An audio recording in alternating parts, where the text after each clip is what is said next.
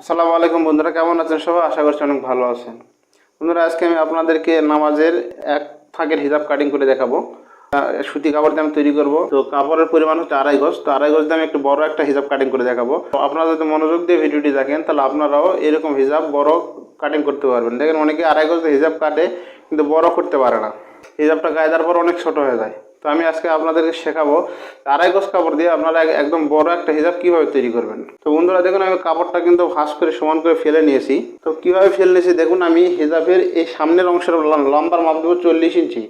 তো 40 ইঞ্চিতে কিন্তু দেখুন কাপড়টা এই যে ডবল করে ভাঁজ দিয়ে নিয়েছি। এতটুকু পরিমাণ সিঙ্গেল হয়ে আছে, দেখুন এই যে এতটুকু পরিমাণ কাপড় সিঙ্গেল আছে এবং 40 ইঞ্চি পর্যন্ত আমি ডবল করে ভাঁজ দিয়ে নিয়েছি। তো সামনের অংশের মাপ 40 ইঞ্চি।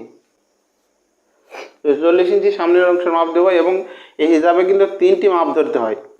তো হিজাব সাধারণত অনেকে কাটে যে একবারে চারিদিকে গোল করে কাটে, পিছনে যে মাপ দেয় সাইডেও সে মাপ দেয় এবং সামনেও ওই মাপই দেয়। যার কারণে হয় কি, হিজাব কিন্তু চারিদিকে কখনোই গোল হয় না, পিছন থেকে উঠে আসে এবং সামনের দিকে ঝুলে যায়। হিজাব চারিদিকে গোল মনে হয় না।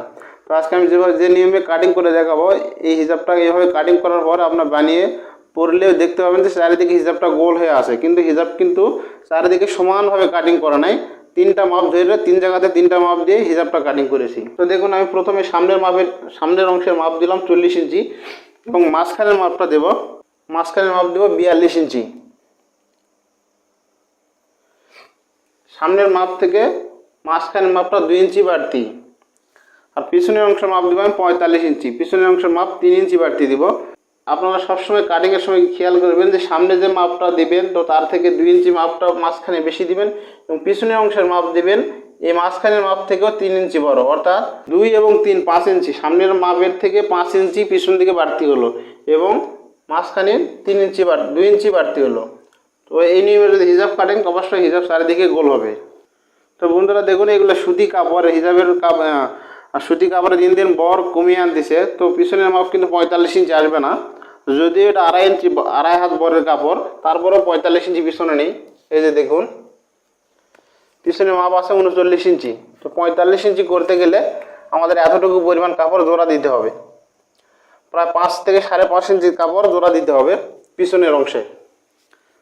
আর সামনে এবং সাইডে কোনো জোড়া পড়বে না, শুধু এইভাবে কাটার পরে পিছনের অংশে জোড়া দিতে হবে। তো জোড়া ছাড়া কিন্তু কোনোভাবেই আপনারা 45 ইঞ্চি পিছনে করতে পারবেন না। যেগুলো বেশি বরের কাপড় সেগুলো যদি হয় তাহলে আপনারা পিছনের অংশে মানে জোড়া ছাড়াই কাটিং করতে পারবেন। 2 হাত বরের কাপড় হয়, সুতি কাপড় 2 হাত বরের কাপড় হয়, ওগুলো যদি হয় তাহলে আরও অনেক বড় জোড়া পড়বে। জোড়া দিয়ে ছাড়া আপনারা কোনোভাবেই হিজাব বড় করে কাটতে পারবেন না।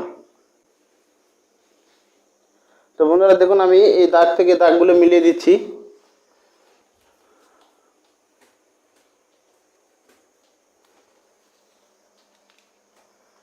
বন্ধু দেখুন, এই 45 ইঞ্চিতে আমি এই ফ্লোরে আমি একটা দাগ দিয়ে নিলাম। এবার ওই ফ্লোরের ওই দাগের সঙ্গে এই দাগটা মিলিয়ে দিব।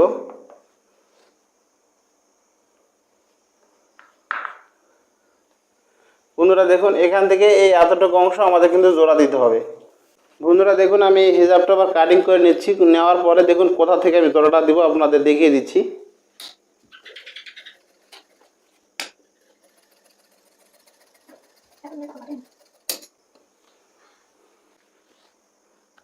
বন্ধুরা দেখুন, হিজাবটা কিন্তু আমি কাটিং করা হয়ে গেল, শুধু পিছনের অংশতে আমার জোড়া দিতে হবে।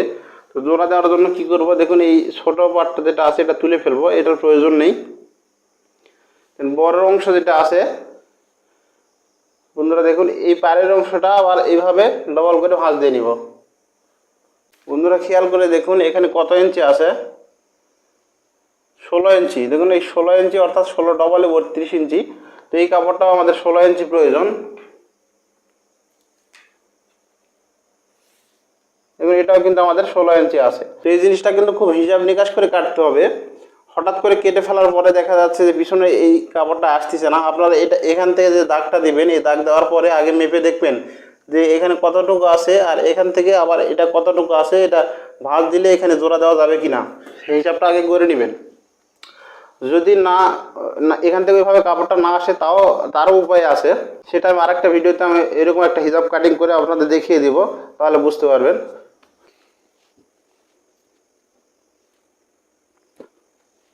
বন্ধুরা দেখুন, এবারে এই কাপড়টা এর উপরে এভাবে ফেলে নিব। নেওয়ার পরে এখানে আবার নতুন করে মাপ ধরবো। দেখুন এই যে 45 ইঞ্চি, 45 ইঞ্চি আমি দাগটা দিয়ে দিলাম। দেওয়ার পরে এখান থেকে দাগটা আস্তে আস্তে এভাবে মিলিয়ে দেব।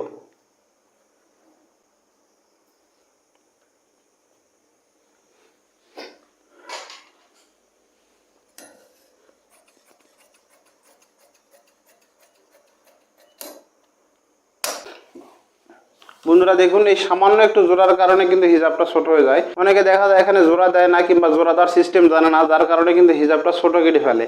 যদি আপনারা এই পিছনের মাপে যদি আপনারা হিজাবটা কাটিং করেন, তাহলে এই জায়গাতে কিন্তু এই মাপে আপনারা এই কাপড়টা কেটে ফেলে দিতে হতো, তাহলে হিজাবটা কিন্তু আপনার বড় কোনোভাবে আনা যেত না। শুধুমাত্র এই সামান্য একটু জোড়ার কারণে আপনারা হিজাবটা ছোট করে ফেলেন। তো যদি এই সামান্য একটু জোড়া দেন, হিজাবটা দেখেন অনেক বড়, আড়াই গজ কাপড় দিয়ে আপনারা অনেক বড় একটা হিজাব কাটিং করতে পারবেন। তো বন্ধুরা দেখুন, হিজাবটা আমি কাটিং করে ফেলেছি এবং সামনের অংশের এই মাপটা কিন্তু আপনারা জানিয়ে দেওয়া দরকার। অনেকেই এই মাপটা জানেন না, তবে এই মাপটা কিন্তু অ্যাকুরেট হয় না, কারণ এই মাপে গলার এই মাপটা কিন্তু এক একজনের এক এক রকম হয়, এই মাপটাও নেওয়া যায় না। তো এটা বেসিক্যালি সাধারণত মাপ দিতে হয় 11 থেকে 12 ইঞ্চি। তো আমি এটার মাপ দেবো 11.5 ইঞ্চি। এই 11.5 থেকে আমি সেলাইটা দিয়ে এটা বন্ধ করে দেবো। এবং দেখুন মাথার যে অংশটা আছে, মাথার অংশে যে মাথায় যে পট্টিটা কাপড় লাগে, সেই কাপড়ের মাপটা দিব আমি 7 ইঞ্চি।